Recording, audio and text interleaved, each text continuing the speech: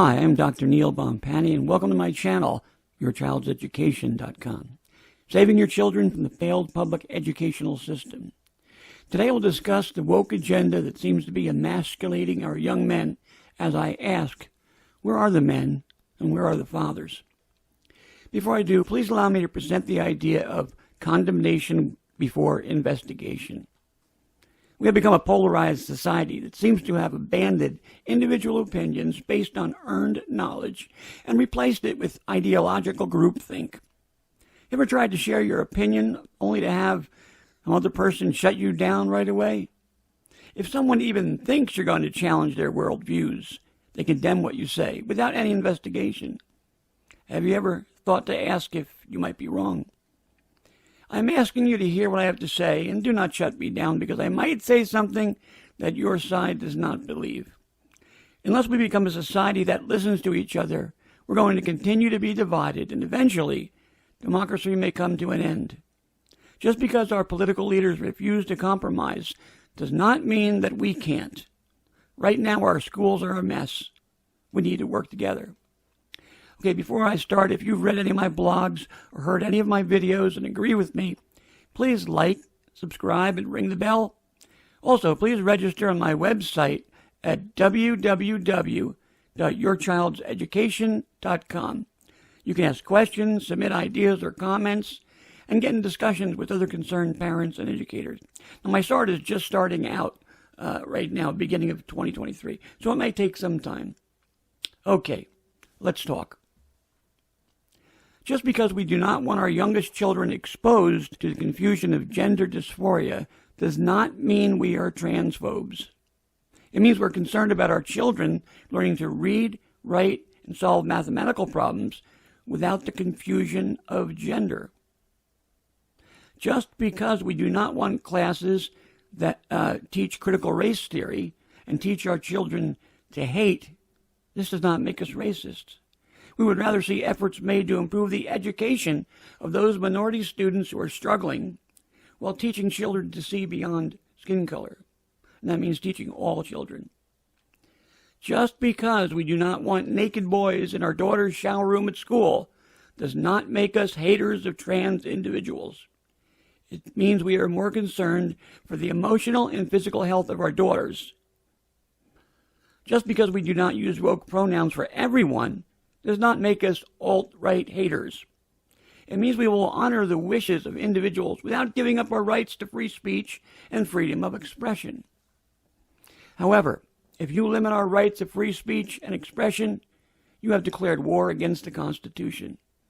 When it comes to the point where government controls what everyone does, says, and thinks, none of us will be free. That's the definition of Marxism. Okay, let's move on. Many of us can't seem to wrap our minds around what is going on in our country. Young men have been shamed because of what they are. Many are afraid to speak up in school for fear of reprisal. Some children are changing their gender daily, while their woke teachers are praising them for being brave. Students who are actually brave and question this insanity are labeled as some kind of phobe. We can certainly blame the schools. However, I believe a lot of the problem has to be on parents. Since this is mostly aimed at males, let me be more specific. Part of the problem, maybe even most of the problem, is on weak fathers who have not been the role models their sons needed. At this point, I do not want to turn off any of the young men who have not had a father figure in their lives, because you can still step up and make a difference. You can still be a man. If you want to halt the direction of failing families that leave young men who can't find their own way, you need to take responsibility for the sons you bring into the world. Young men need an example of a strong male role model, and that role is best filled by a loving father. Strong does not mean hard and cold, and strong certainly does not mean misogynistic. A strong man has empathy for others and allows himself to be gentle when needed. A strong man shows his family love, starting with love and respect for his wife. My contention is that men who are raised with this kind of male role model are better equipped to raise strong sons in a stable family environment. There is no doubt about it. The family has been under attack, and Marxist societies need the family to fall apart in order for them to thrive. Okay. Those of us who have lived long enough remember a time when men were expected to be responsible. This does not mean that all fathers of the day were perfect role models. My father was a strong man, but a cold father. After his death, I finally realized that his coldness had a lot to do with his relationship with my mother. I still don't think that gives him an excuse. My older half-brother, Marty, had a rough childhood, much more rough than I ever had. After our dad and his first wife split, Marty's mother kept him from our father, and then shortly thereafter died, very young. Because of this, Marty was bounced around the homes of his mother's family, never feeling wanted anywhere. Eventually, my father remarried. Marty came to live with us, but my mother didn't make it easy, so Marty had a rough time. Yet, in spite of that, Marty was a wonderful father, became one of my role models in that regard. Men should not use the excuse that just because their fathers were not there for them, that they are excused from being fathers to their children. My brother is a great example of that. Due to the lack of fathering, our society has taught everyone to do whatever makes them feel good first, with responsibility to others not even a close second. And this is why we're in such chaos today. I know there are many fathers who do not agree with what is going on in their child's school today. Unfortunately, many did not see this coming, in spite of those of us who tried to warn others. Still, today's fathers need to set their sons straight by instilling in them the responsibility that comes with being an adult male. This does not mean that men are to put down women, or place demands on women, or play into the narrow definition of the woke left. The woke left portrays strong men as those who keep their wives barefoot and pregnant.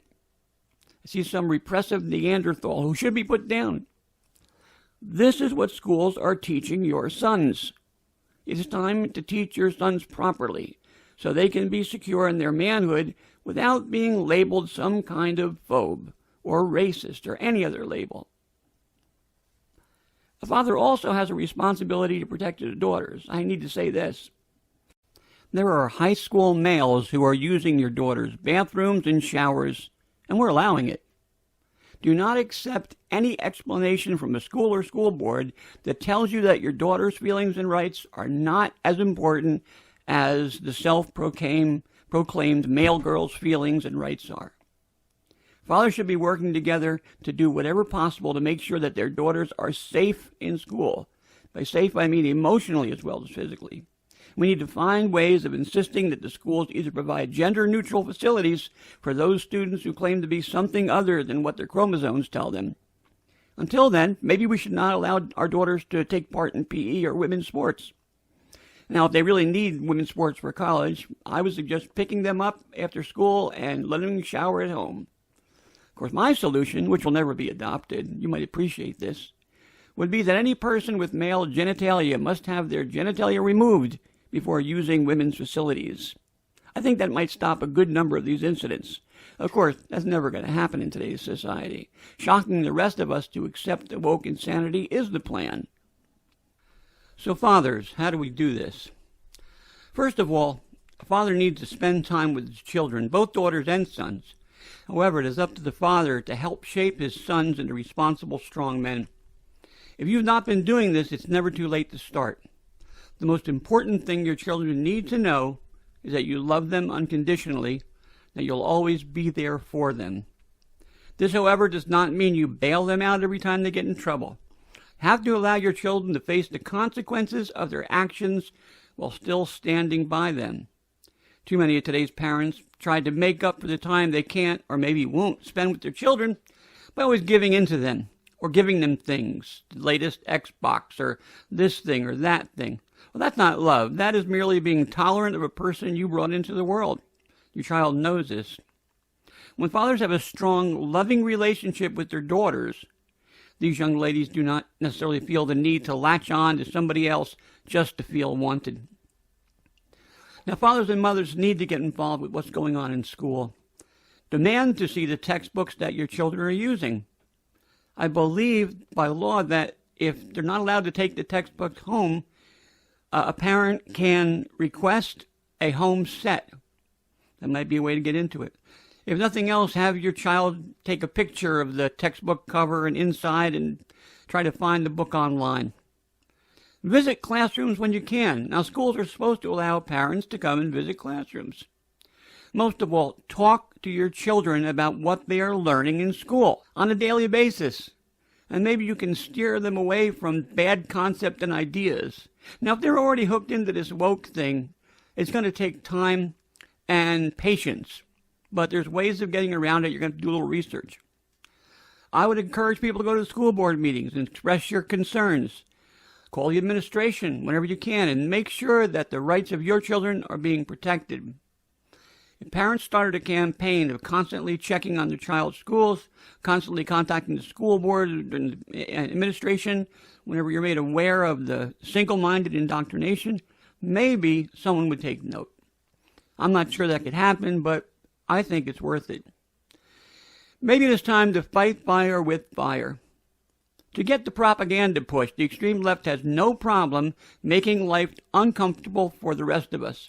They have no problem teaching lies, and they have no problem silencing dissent.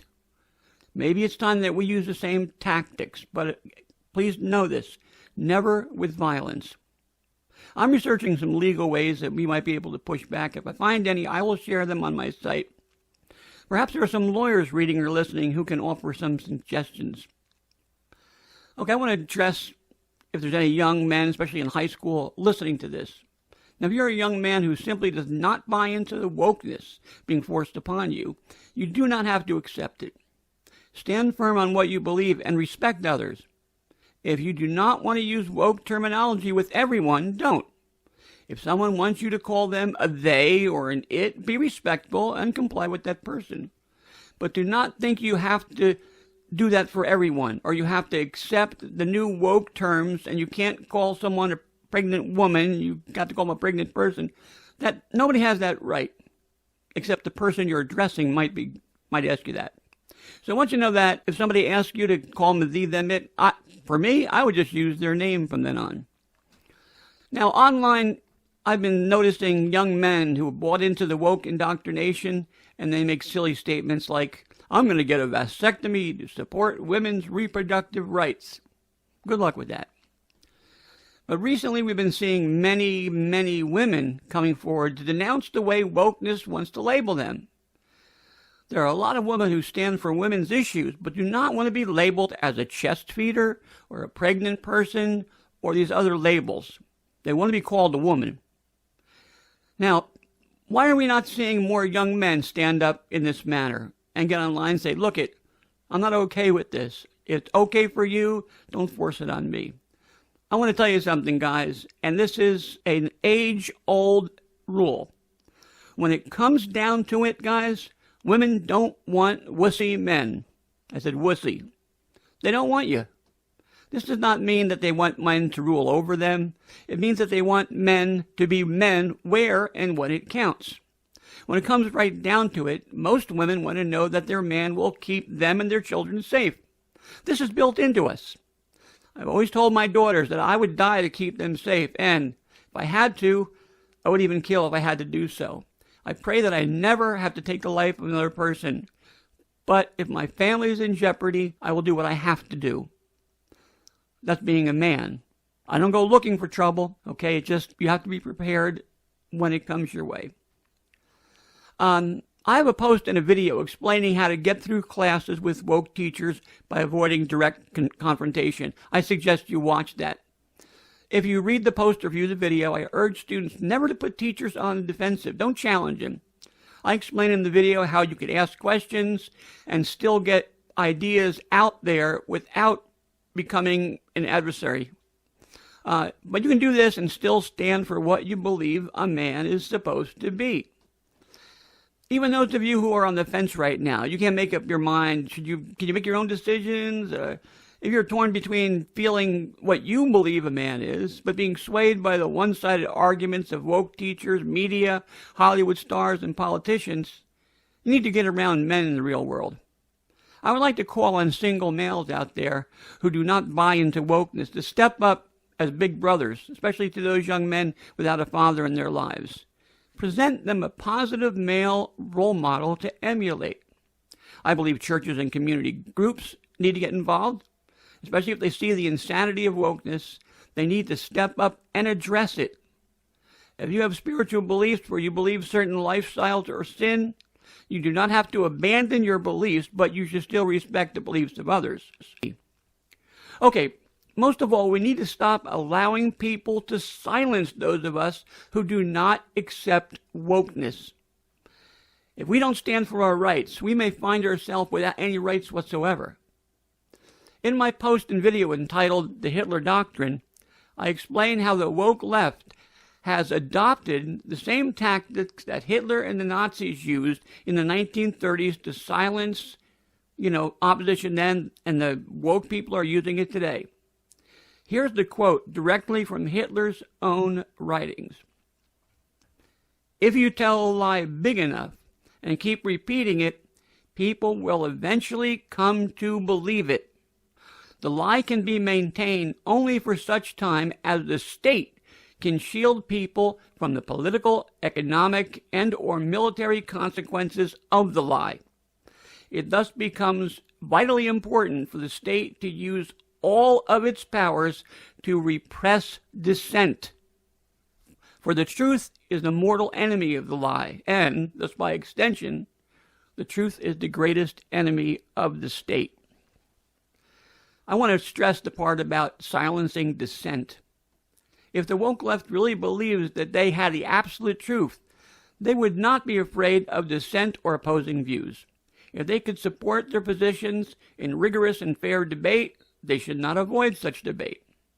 Those of us who can see through their tactics know that they will not debate us. Students in classes are given only one view and not allowed to question that view. Parents who have tried to voice their opinions in public have been labeled terrorists, and the woke actually advocate for our removal from society. We all need to recognize that at this point in time, they still fear us because they fear the truth. The truth is the mortal enemy of the lie. They can't accept if we say, look, we're fine, people want to change their gender, that's great, you do it. We're not going to persecute you, we're not going to do anything against you, but we don't want our children exposed to it at an age where they can't understand it.